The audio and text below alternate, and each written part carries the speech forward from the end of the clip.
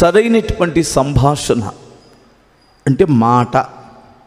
దాన్ని ఒక్క మాట చదువుకుందాం మనం. చూడండి, యాకోబు రాసిన పత్రికలో నుంచి నేను మాట్లాడుతున్నాను. 3వ అధ్యాయం 2వ వాక్యం. యాకోబు పత్రిక 3వ అధ్యాయం 2వ వాక్యం. అనేక విషయములలో మనమందరము తప్పిపోవచ్చున్నాము. ఎవడైనను మాట యందు తప్పని ఎడల,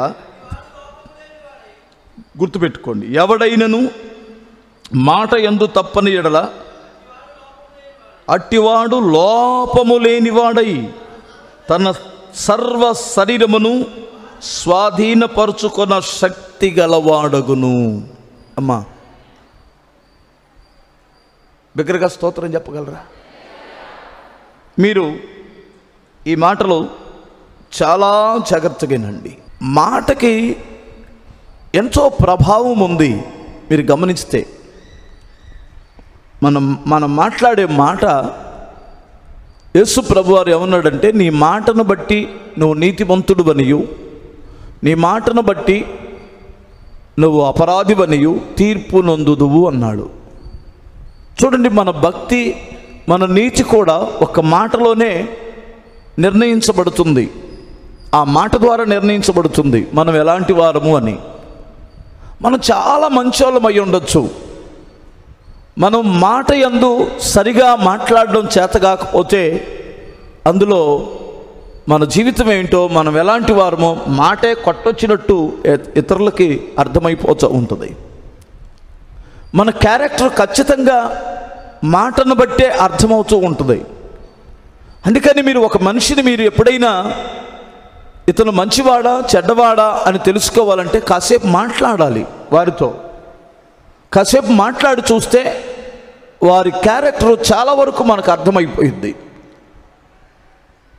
మాట యందు కొన్ని మీరు అనుకోవచ్చు, నటించే మాటలు కూడా మనకు అర్థమవుతాయి. అసలు క్యారెక్టర్ లేకుండా మన దగ్గర నటిస్తున్నా మనకు అర్థమైపోయింది. కాసేపు నటిద్దాం మంచిగా అనుకున్నా మనకు అర్థమైంది. వెంటనే 1 గంట 2 గంటలు అర్థమైపోకపోయినా కొన్ని రోజులు కానీ అతనితో మనం మాట్లాడడం కానీ తెలిస్తే ఆ మాటను బట్టి తన జీవితం ఏంటో మనకు అర్థమైంది. అందుకని బైబిల్ ఏం చెబుతుందంటే, మీరు మాట యందు లోపము లేనటువంటి వారుగా ఉంటే మీరు పరిపూర్ణులుగా ఉంటారని బైబిల్ చెబుతుంది. కొన్ని కుటుంబాలు అబద్ధాల ద్వారా, కొన్ని కుటుంబాలు చాలా రకాలైనటువంటి ఈ పనికి మాలినటువంటి మాటల ద్వారానే కుటుంబాలు పతనం అవుతున్నాయండి. నాలుకను గురించి బైబిల్లో చాలా సందర్భాలలో స్పష్టంగా రాయబడి ఉంది. ఈరోజు నేను ఒక చిన్న ఉదాహరణ నా జ్ఞాపకం వస్తుంది. ఎగ్జాంపుల్, మనకు అబద్ధం అంటే బాగా మంచినీళ్ళు తాగినంత ప్రాయం మనకి. మంచినీళ్ళు గుటగుట తాగినట్టే అబద్ధాలు ఆడేస్తాం. భర్త భార్య దగ్గర, భార్య భర్త దగ్గర, పిల్లలు తల్లిదండ్రుల దగ్గర, ఏమండి స్నేహితుల దగ్గర, అన్నతమ్ముల దగ్గర, అక్కచెల్లెల దగ్గర, మనం పనిచేసే యజమానుల దగ్గర చాలా సునాయాసంగా తేలిగ్గా అబద్ధాలు చెప్పేస్తాం. అబద్ధాలు ఎదట వారికి అర్థం కావేమో అనుకొని మనం భ్రమపడుతుంటాం. అబద్ధాలు ఆడేటువంటి వాడికి చాలా జ్ఞాపక శక్తి ఉండాలంట. తెలుసా మీకు? అబద్ధాలు ఆడేటువంటి వాడికి బాగా జ్ఞాపక శక్తి ఉండాలంట. అబద్ధాలు ఆడేటువంటి వాడికి జ్ఞాపక శక్తి లేకపోతే వాడు బ్రతికి వెంటనే అర్థమైపోయింది. ఎందుకు జ్ఞాపక శక్తి అంటున్నారంటే, ఈరోజు ఏమి అబద్ధం ఆడానో మరలా 6 నెలల తర్వాత మరలా అదే వ్యక్తితో అబద్ధం చెప్పాలంటే మళ్ళీ క్రొత్త అబద్ధం చెప్పాల్సి వస్తుంది. ఎందుకంటే ఈ అబద్ధం ఆడడం ప్రతిసారి మనం అబద్ధాలు మార్చేస్తూ ఉండాలా. నీ మాటను బట్టి దేవుడు నీ పరిపూర్ణత నిర్ణయిస్తాడు అనే సంగతి గుర్తుపెట్టుకోవాలి. నేను చిన్నప్పుడు ఒక పుస్తకంలో ఒక కథ చదివాను. మీరు కూడా చాలామంది చదివి ఉంటారు, మీకు అందరికీ తెలిసిన కథే.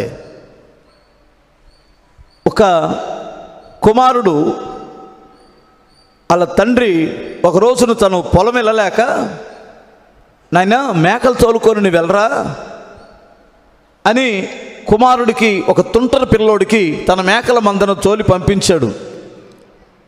పొలం వెళ్ళాడు అతడు. అడవిలో అన్ని మేకలన్నీ మేకలేమో ఎక్కువ శాతం అడవికి వెళ్తాయి, గొర్రెల పొలాల్లో కూడా మేస్తాయి. ఎక్కువ శాతం మేకకి అడవి అంటే ఇష్టం, ఎందుకంటే అక్కడ రకరకాలైన ఆకులు ఉంటాయి, వాటికి మంచి మేత దొరికింది అక్కడ. అడవులు ఉన్నటువంటి ఏరియాలో ఎక్కువ శాతం మేకలన్నిటినీ అడవులకే తోలకెళ్తారు. అవి మాత్రమే కొండలు కూడా ఎక్కగలవు. ఆవులు మేకలు ఎక్కువ శాతం అడవిలో మేస్తాయి. ఈడు అడవికి వెళ్ళాడు. అక్కడ కొంతమంది మేకల మందను కాసుకుంటున్న మందల కాపర్లు ఉన్నారు. ఆ కొండ కింద కొంతమంది పొలాలేసి కలుపు తీసేటువంటి వారు, రకరకాలుగైనటువంటి మెట్ట పొలాల్లో పనిచేస్తున్న రైతులు ఉన్నారు, రైతు కూలీలు ఉన్నారు. ఈ పిల్లాడు వారందరినీ ఆట పట్టించడానికి ఒకసారి వాళ్ళ నాన్నగారు కూడా అంత దూరంలో ఉన్నాడంటుంది. ఒకసారి వాడు కేకలేయడం మొదలుపెట్టాడు. నానా నానా, పులి పులి, బాబోయ్ పులి అన్నాడు. ఈ కేకలు విన్నటువంటి తండ్రి, ఈ కేకలు విన్నటువంటి చుట్టుపక్కల వారు గొడ్డళ్ళు కత్తులు తీసుకొని కర్రలు తీసుకొని పరిగెత్తుకుంటూ వచ్చారు. వచ్చేసరికి వీడు పళ్ళని బయటపెట్టి ఇగిలించాడు. అందరు మాసిపోయారు అని. ఒరే పనికిమాలినోడా, మేము నిజమే అనుకున్నాంరా అని అన్నారు. కొద్ది తిట్టారు ఆడిని. ఆడికి సరదా వెళ్ళిపోయారు మరలా ఎవరి పనులు కోళ్ళకి. మరలా 1 గంట 2 గంటలు ఆగిన తర్వాత, నానా ఈసారి నిజంగానే పూలు వచ్చింది, అమ్మా రండి రండి అన్నాడు. అంతమందికి డౌట్ వచ్చింది. కానీ తండ్రి ఉన్నాడుగా పక్కన, అయ్యయ్యా నా కొడుకు నిజంగానే వచ్చింది, ఇందాక ఏదో జోక్ చేశాడు, ఇప్పుడు నిజంగానే ఏరియాలో పులు తిరుగుతుంది కదా, రండి రండి రండి అంటే పాపం ఆ తండ్రి మాట కాదనలేక అందరు వచ్చారు. మరలా జోక్ చేసాడు వాళ్ళని, అయ్యో మోసపోయారా అని.